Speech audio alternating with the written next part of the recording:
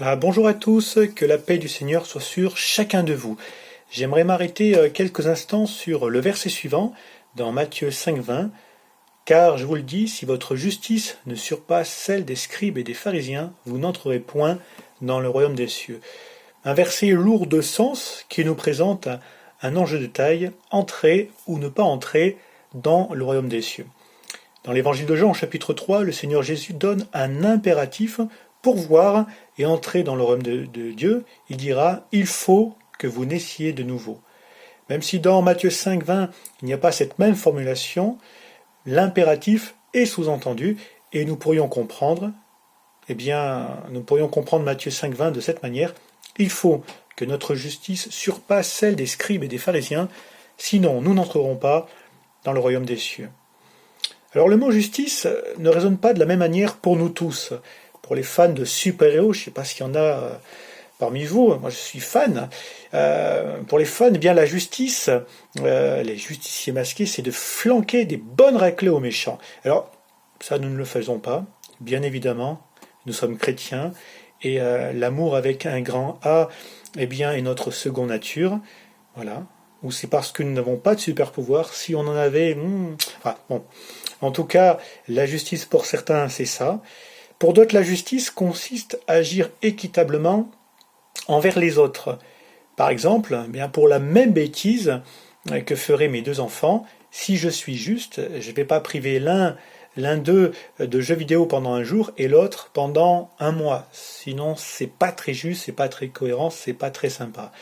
Et il me semble que pour la grande majorité d'entre nous, nous cherchons à être justes.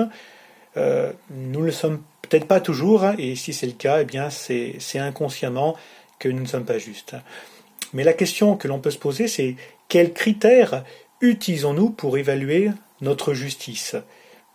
Il m'arrivait de reprendre mes enfants et de leur dire « Si ce que vous m'aviez dit, vous l'aviez dit à mon père, à ma place, ça aurait bardé, hein, si vous avez dit ça à mon père. » Et je me souviens quand j'étais petit, mon père me dire « T'aurais dit ça à mon père, ça aurait bardé. » Et voilà ce qui peut être un critère d'évaluation de notre justice, se dire que dans la même circonstance, des personnes que l'on connaît auraient été bien plus dures, plus sévères que ce que nous avons été.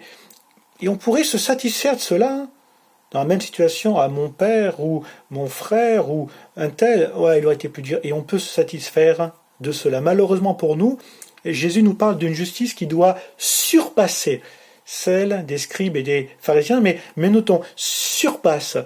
Si la justice était une matière scolaire, Jésus pourrait nous dire ne te contente pas d'être meilleur que le pire, que le dernier de la classe, ou encore d'être dans la moyenne.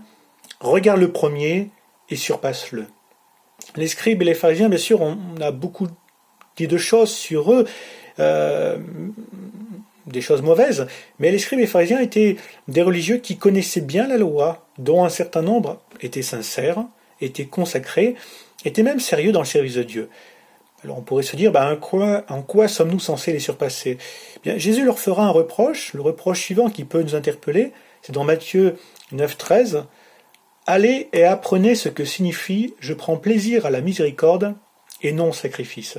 Si au niveau du sacrifice, ce qui touche au dévouement, à l'abnégation, les religieux étaient top, au niveau de la miséricorde, il y avait quelques leçons à apprendre. À ce niveau-là, leur justice n'était pas top. Et pour nous, qu'en est-il ?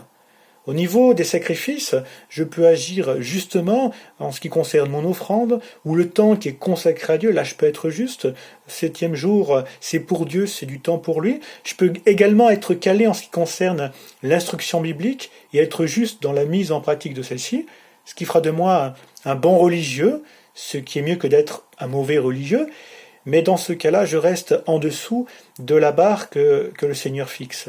Matthieu 9, 13, Jésus dira « Allez et apprenez ce que signifie « Je prends plaisir à la miséricorde ». Jésus n'aura pas donné un cours particulier sur la miséricorde, il les a envoyés, et nous savons que celui vers qui nous devons aller, celui qui nous enseigne, eh bien c'est Dieu. Son conseil pour eux, c'est un bon conseil pour nous. Allons dans la présence de Dieu et cherchons à comprendre ce qui est la miséricorde. C'est ce en quoi Dieu prend plaisir.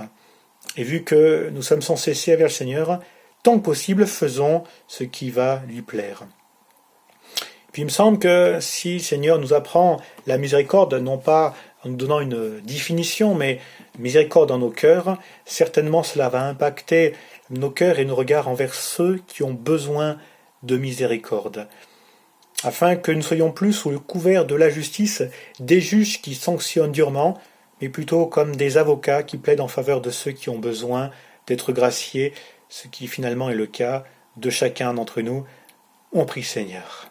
Seigneur Jésus, tu dis dans cette parole, si votre justice ne surpasse pas celle des religieux, vous n'entrerez pas dans le royaume des cieux. Et alors je pense que c'est le désir de chacun d'entre nous. Nous voulons entrer dans le royaume et savons qu'il y a un certain nombre d'étapes, de choses indispensables. On ne peut pas passer outre, comme la nouvelle naissance. Et je te prie que dans nos cœurs, il y ait cette véritable justice.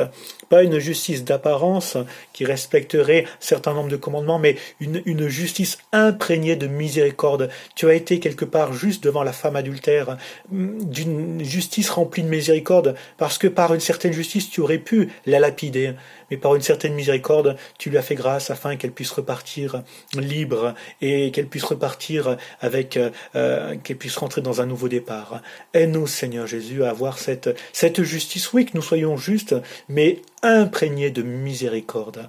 C'est la leçon que tu donnes un peu aux religieux. Allez et apprenez, donne-nous d'apprendre ce qu'est vraiment la miséricorde, de la mettre en pratique et que notre piété, notre manière de te servir soit vraiment imprégnée de cette miséricorde comme toi-même. Tu es rempli de miséricorde pour chacun d'entre nous. Que ton nom soit béni. Amen. Voilà, que le Seigneur vous bénisse, qui vous encourage durant cette semaine et qu'à son nom soit toute la gloire. Et on se dit à bientôt.